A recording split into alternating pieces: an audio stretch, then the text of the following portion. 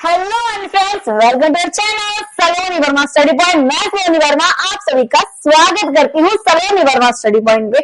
आशा करती हूँ आप सभी स्वस्थ और मस्त होंगे। आप सभी की भाई मामा फाइनली वीडियो को लेके आ चुके हैं। हिस्ट्री ऑफ इंडिया 1700 टू 1857 की सीरीज को कंटिन्यू किया जा रहा है। जिन बच्चों ने पिछली वीडियो नहीं देखी है पार्ट 1 प्लीज देखिए, क्योंकि वो बहुत ही हेल्पफुल और बेनिफिशियल है, जो कि आपके पेपर को एनालाइज करके ही वीडियो को बनाया गया है। आज हम करने वाले थर्ड क्वेश्चन को फर्स्ट और सेकंड जो है फर्स्ट वीडियो में कंप्लीटली कर चुका है। पार्ट 1 जरूर देखिए। बात करेंगे औपचारिक भारत में भूमि के बंटवारे के रूप में स्थायी बंदोबस्त होता क्या है। मन में प्रश्न आया मैम स्थायी बंदोबस्त है क्या बेसिकली। चलो जानना स्टार्ट करते हैं, क्या होता है स्थायी बंदोबस्त। अब स्थायी बंदोबस्त का मतलब फिक्स टैक्स कर देना। क्या कर देना कि हमने क्या कर दिया, फिक्स कर दिया टैक्स को, इसी को बोलते हैं स्थायी बंदोबस्त। अब आप देखोगे 1793 की बात करने वाले हैं। कब से? 1793 के टाइम पे लॉर्ड कॉर्नवालिस की बात करेंगे। किसकी बात करने वाले हैं? आप देखोगे लॉर्ड कॉर्नवालिस की बात करेंगे। वालिस के द्वारा आप देखोगे स्थायी बंदोबस्त की शुरुआत बंगाल में की गई थी। कहाँ की गई है? बंगाल में। आप देखोगे बंगाल में कर दिया क्या, फिक्स टैक्स, यानी कि अब हो चुकी है करों की दर फिक्स। अब जो टैक्स है वो निश्चित कर दिया गया है और उसे कभी भी परिवर्तित नहीं किया जाएगा। अच्छा मुझे बताइएगा, क्या आपकी लाइफ में हमेशा आप खुशी रहते हैं? क्या आपकी लाइफ में हमेशा आप दुखी ही रहते हैं? आपका जो मूड है वो स्विंग होता रहता है, चेंज होता रहता है। यही इसी प्रकार से आप देखोगे कि मौसम भी परिवर्तित होता रहता है, यानी कि कहीं ना कहीं कृषि निर्भर थी। किस पे? कृषि निर्भर है प्रकृति पे, एग्रीकल्चर पे, इन्वायरमेंट पे। अब मान लीजिए बारिश हुई ही नहीं तो खेतों की सिंचाई नहीं हो पाएगी। अगर खेतों की सिंचाई नहीं हुई तो उत्पादन अच्छा नहीं हो पाएगा। हर जगह शोषण सिर्फ बार बार किसानों का ही होता है, गरीबों का ही होता है। इसके बारे में जानने वाले हैं हम। आप देखोगे कि अब हम बात करेंगे किसकी, खेती की बात करने वाले हैं। अब खेती में आप जानते हो कभी घाटा होता है, कभी मुनाफा होता है।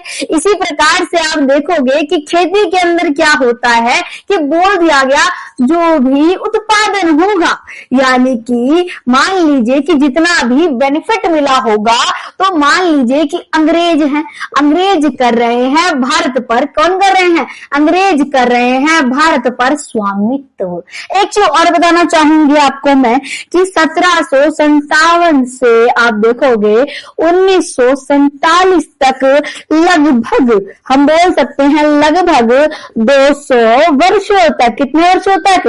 200 वर्षों तक अंग्रेजों का भारत पर शासन हुआ करता था। अंग्रेज भारत के अंदर लोग और लालच के कारण आए थे, काली मिर्च के कारण, रत्नों के कारण, रेशमी वस्त्रों के कारण, कई सारी चीजें थी जिसके वजह से लौंग, इलायची, कई सारी चीजों को देख के जो अंग्रेज है वो भारत की तरफ अट्रैक्ट हुए। जब ये भारत की ओर आए तो इनका बस इकलौता मोटिव यही था कि हमें करना है भारत पर क्या, व्यापार। व्यापार करने के मोटिव से आए तो मन में प्रश्न आया कि मैम ये अचानक से व्यापार से कैसे भारत के अंदर ही बस गए, वो लगभग 200 वर्षों तक। तो आप देखोगे जब ये भारत में आए तो इसकी काफी दिक्कतें हुई थी। आप देखो कई सारे जो है अंग्रेजों ने देखा कि औरंगजेब की हो गई है मृत्यु और अंग्रेजों ने जड़ों को फैलाना शुरू कर दिया। 1707 की बात कर रहे हैं। फिर आप देखोगे प्लासी का युद्ध होता है। काफी अथक प्रयास के बाद आप देखोगे कहीं ना कहीं ये अंग्रेज अपने स्वामित्व को कायम कर लेते हैं, जड़ों को फैला लेते हैं और भारत पर शासन करना शुरू कर देते हैं। तो अब बात किसी कर रहे हैं? खेती की।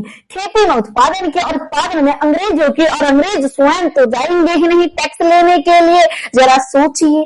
तो इसीलिए अच्छा मुझे बताइए, सिर्फ राजा हुआ करता था, तो राजा जो है उसकी पदवी काफी उच्च है, काफी उच्च कोटि की है, काफी बड़ी है। तो ऐसे कंडीशन में वो रखते थे अपने अंडर में किसे? जमींदार को। और जमींदार क्या करता था? टैक्स को कलेक्ट करता था और राजा को प्रदान करता था। तो यहाँ पे अब राजा तो नहीं है परंतु अंग्रेजों की बात कर रहे हैं। अंग्रेज क्या करते हैं? अब हर भारत के हर एक कोने में जाके टैक्स को इकट्ठा करना मुश्किल हो गया था। इसीलिए इन्होंने जमींदारों को अपना एजेंट बना लिया और उन्हें क्या कहा, उन्हें नौकरी पे रख के कह दिया कि आपका कार्य यह है कि आपको टैक्स को कलेक्ट करके हमें सबमिट करना है, और एक फिक्स डेट भी निश्चित कर दी गई थी। भाई एक चीज तो आपको समझ आ जानी चाहिए, तो जमींदार भी स्टार्टिंग से ही जमींदार थोड़े चालाक होते हैं, और जमींदार की पदवी एक राजा के समान ही होती है। प्रतिष्ठा भी लगभग 400 गांव इनके अंडर में आते हैं, जिस पर ये शासन करते हैं, अपने रुतबे का प्रदर्शन करते हैं। इनके पास ही पैदल सैनिक होते हैं। तो आपको समझ आ गया, चलिए आगे समझिए। तो अंग्रेजों ने क्या किया, अंग्रेजों ने बोल दिया कि भाई जमींदार करेंगे टैक्स को कलेक्ट, किससे कलेक्ट करेंगे, ये करेंगे किसको से, यानी कि किसानों से। किसान भी कई प्रकार के होते हैं, किन्हीं किसानों कुछ होते हैं भूमिहीन, कुछ के पास थोड़ी भूमि, कुछ के पास बहुत सारी भूमि का भंडार होता है। तो मान लीजिए कभी कभार क्या हुआ, अब मान लीजिए कि समझाने के लिए कि राशि जो रख दी गई है स्थायी बंदोबस्त के अंदर, वो 1000 रुपए रख दी गई है। अब मान लो आपको बेनिफिट हो गया, समझाने के लिए एज एग्जाम्पल कि आपको बेनिफिट हो गया 2000 का, तो ऐसी कंडीशन में कोई बड़ी राशि नहीं है, आप 1000 रुपए आसानी से दे देंगे। परंतु कभी कभार क्या होता था कि ये जो जमींदार है वो बहुत ही चालाक हुआ करते थे, तो वो 1000 की जगह क्या कहते थे कि आप 1500 रुपए दे दो। कितने दो, 1500 दे दो। तो ये 1000 रुपए पकड़ा देते किसे, अंग्रेजों को। अंग्रेजों को कुछ नहीं पता है, और बेनिफिट अंग्रेज भी जमींदारों को थोड़ा बहुत पैसा देते थे। और जो आप देखोगे कहीं ना कहीं जमींदार भ्रष्टाचार के माध्यम से किसानों का शोषण और करने लग गए। वो टैक्स की दरों को बढ़ाने लग गए, और उसके बाद टैक्स की दरों में से आधा पैसा खुद रख लेते और जमींदारों से भी ले लिया करते थे। यानी पूरा बेनिफिट किसका हुआ, जमींदारों का। और कहीं ना कहीं अब बेचारे किसानों का जीवन दुर्भर हो गया, उन्हें ऋण पर आश्रित रहना पड़ गया। इसी प्रकार से वो ऋण जाल में फंस गए। अब ऋण जाल क्या होता है, यानी उधार पे उधार लेते जाना, और एक उधार को चुकाने के चक्कर में दूसरे उधार को ले लेना, इसी को ऋण जाल कहा जाता है। अब ध्यान से सुनिएगा, अगर बात की जाए इन किसानों की, तो ये किसान परेशान हो गए। अब इसमें दिक्कत एक और आती है स्थायी बंदोबस्त के अंदर।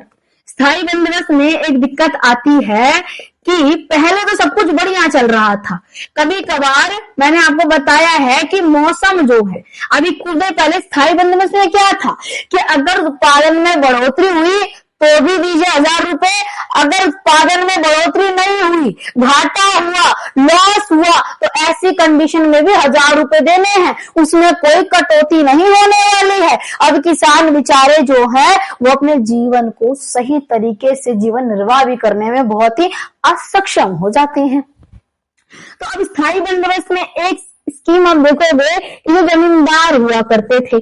अब जमींदारों को अंग्रेजों ने ये बोल दिया कि ये लो, अब अंग्रेज करेंगे राजस्व की राशि को इकट्ठा। क्या करेंगे, राशि को इकट्ठा करेंगे, और एक निश्चित तारीख फिक्स डेट दे दी कि भाई सूर्य के अस्त होने से पहले पैसे मेरे हाथ में होने चाहिए। तो ऐसी कंडीशन में आपको मैंने बताया ही कि किसानों की भाई स्थिति काफी दुर्भर थी, बेकार थी, कभी कभार फसल बेकार हो जाती थी, अकाल की स्थिति आ जाती थी, तो किसान पैसा देने में चूक जाते थे। जब किसान सही टाइम पर पैसा नहीं दे पाएंगे, कर को नहीं दे पाएंगे, टैक्स को नहीं दे पाएंगे, राजस्व को नहीं दे पाएंगे, तो ऐसी कंडीशन में जमींदार इस पैसे को किसे नहीं दे पाएगा, अंग्रेजों को नहीं दे पाएगा। तो अंग्रेजों ने कहा कि अगर ये राजस्व की राशि को सही टाइम पे नहीं देंगे तो इनकी भूमि को, जमींदारों की भूमि को सरेआम नीलाम कर दिया जाएगा। नीलामी सबसे बेकार चीज होती है, तो इसमें क्या है, जमींदार काफी ज्यादा डर के रहने लग गए। अब उन्हें पैसे इकट्ठा करना जरूरी था, कंपल्सरी था। और अगर अब देखेंगे कि अब राजस्व की राशि नहीं दे पा रहे हैं, मान लो किसान नहीं दे पाए, तो जमींदार को देनी है। अगर जमींदार नहीं दे पाया तो उसके घर को अंग्रेज कर देंगे सरेआम नीलाम। बट एक चीज और आप देखोगे कि अंग्रेज तो माना गया कि उन्होंने एक नया पैटर्न निकाला, परंतु भारतीय भी कम नहीं थे, जमींदार भी कम नहीं थे। जमींदारों ने एक नई स्कीम निकाली।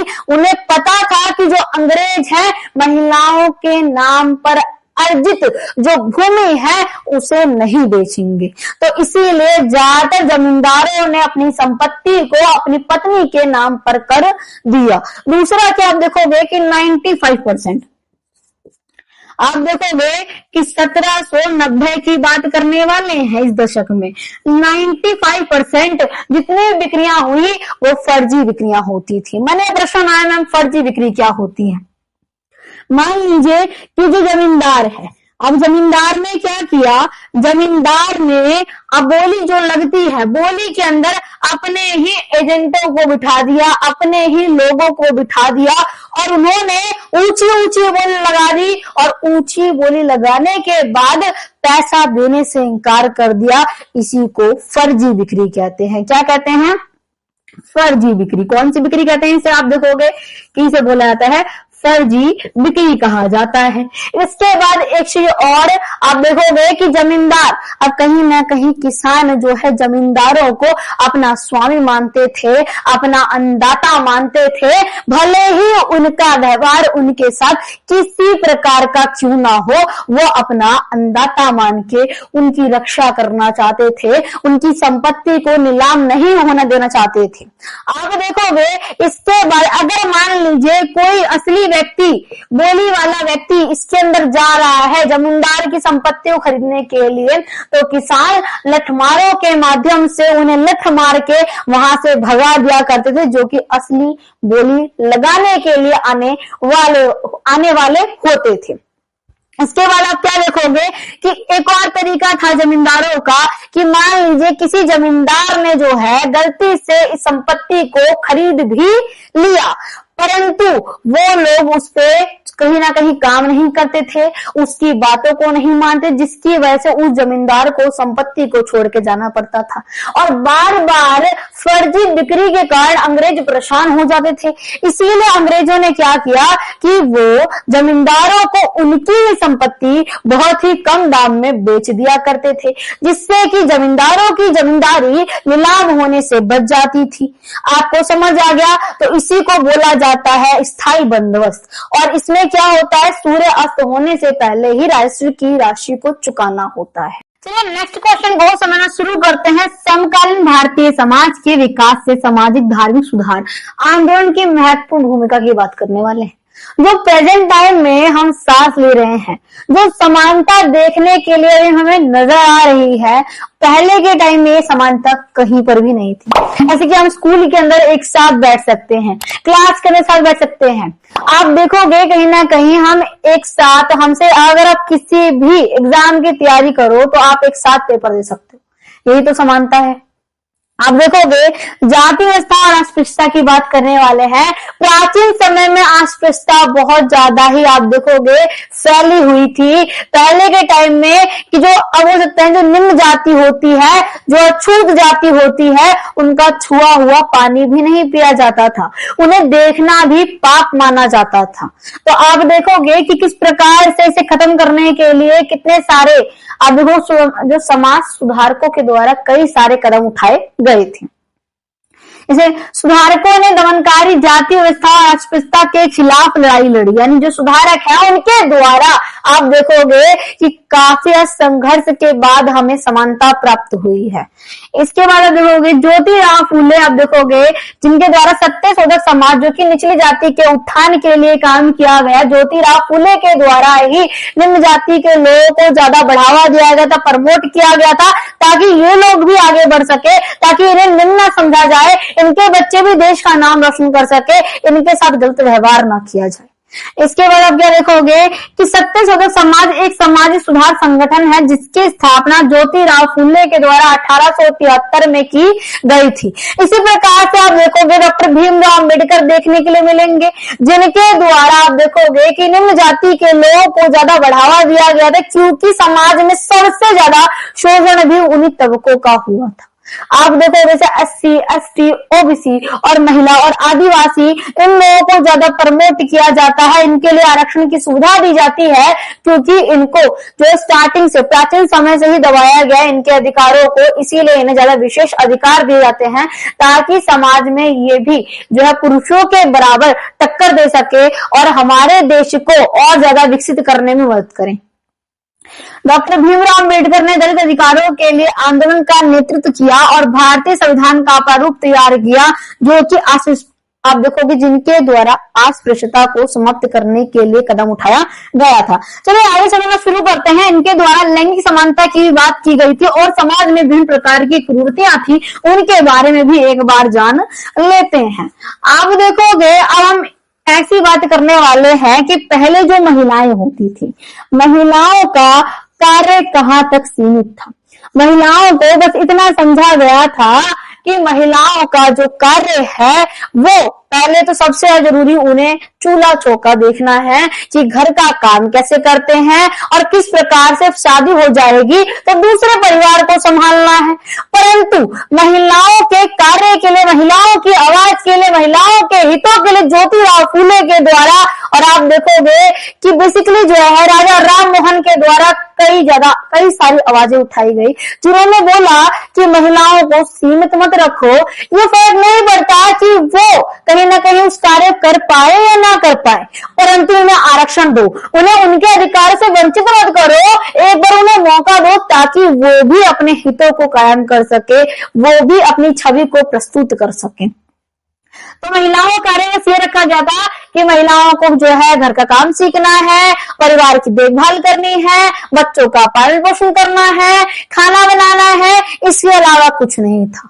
उसके बाद क्या हुआ, राजा राम मोहन राय के द्वारा कहा गया कि महिलाओं को यहाँ तक सीमित नहीं रखना, महिलाओं को शिक्षा का अधिकार प्रदान करो, महिलाओं को भी शिक्षा प्रदान की जाए ताकि महिलाएं भी आगे बढ़ सके, अपने हितों के लिए आवाज उठा सके। क्योंकि पहले महिलाएं सहमी हुई रहती थी, उन्हें नहीं पता कि क्या शिक्षा का महत्व होता है, एजुकेशन कितनी इंपॉर्टेंट होती है, कितनी प्रीशियस होती है, कितनी महत्वपूर्ण होती है। तो कई समाज सुधारकों के द्वारा उनके लिए आवाज उठाई गई। फिर महिलाओं ने अपने हितों में खुद ही लिखना शुरू कर दिया और महिलाओं को समझ आ गया कि एजुकेशन कितनी ज्यादा इंपॉर्टेंट है। फिर महिलाओं के लिए विश्वविद्यालय की भी स्थापना की गई थी। आप देखोगे हम बात करने वाले हैं कि 1928 की अगर बात की जाए, अगर 1933 की बात की जाए तो इस टाइम पे, और अगर 1929 की बात की जाए, इस टाइम पे सती प्रथा को, बाल विवाह को, विधवापूर्ण विवाह को, तो आप देखोगे कि बाल विवाह पहले के टाइम पे चाइल्ड मैरिड हुआ करती थी, यानी अगर लड़की 12 साल की हो गई है तो उसकी शादी कर दी जाए, है ना, 20 की उम्र के 40 की उम्र के लड़के से शादी कर दी जाए। तो आप मुझे ये बताइए सबसे पहले किसकी डेथ होगी? सबसे पहले उस लड़के की डेथ होगी जो कि उससे ज्यादा बड़ा है। जब उसकी मृत्यु हो जाएगी तो उसके बाद क्या होगा, उस लड़की को जब समझ आएगा तो अब तक क्या कर दिया जाएगा, उसे सती कर दिया जाएगा। तो सती प्रथा लेके आ गई, ये एक क्रूरती थी, एक बुराई थी। सती प्रथा का मतलब कि महिला जो है उसके पति के मृत्यु के बाद उसका जीवन है ही नहीं और उसे उसके पति की चिता के साथ जो है जला दिया जाए, इसी को सती प्रथा कहा जाता था, जो कि काफी क्रूर प्रथा थी, जिसमें एक जिंदा इंसान को आप देखो चिता पे सुलाकर जला दिया जा रहा है, मार दिया जा रहा है। कुछ महिलाएं बहुत ही स्वाभिमानी होती थी जो कि अपनी इच्छा से स्वयं ही सती होने के लिए तैयार रहती थी, परंतु ज्यादातर महिलाएं सती होने के लिए तैयार नहीं होती थी। तो ये बोला गया, आप देखोगे कि क्या विद्यासागर के द्वारा कहा गया और राजा राम मोहन द्वारा कहा गया कि इन महिलाओं का जीवन समाप्त नहीं हुआ है, इन्हें फिर से विवाह करने का अवसर दिया जाए और रीमैरिज का ऑप्शन दिया जाए। विधवा पूर्ण विवाह इसी को कहा जाता है। तो आपको समझ आ गया किस प्रकार से चीजें हैं। तो इस प्रकार से महिलाओं को कहीं ना कहीं ये बताया गया कि उनके लिए एजुकेशन कितनी इंपॉर्टेंट है। ये सब चीजें थी इसके अंदर। आप देखोगे कि इसी टाइम पे जो महिलाएं हैं, अब महिलाएं जो हैं वो कहीं ना कहीं पढ़ना स्टार्ट कर देती हैं, जिससे कि वो समझ जाती हैं उनके लिए पढ़ाई कितनी इंपॉर्टेंट है, किस प्रकार से चीजों को आगे करना है। और इसी प्रकार से कई सारे आंदोलन होते हैं जिसके बाद जाके महिलाओं को उनके अधिकार प्राप्त होते हैं। आशा करती हूँ वीडियो अच्छी लगी, वीडियो को लाइक, चैनल को सब्सक्राइब जरूर कीजिएगा। जय हिंद, जय भारत।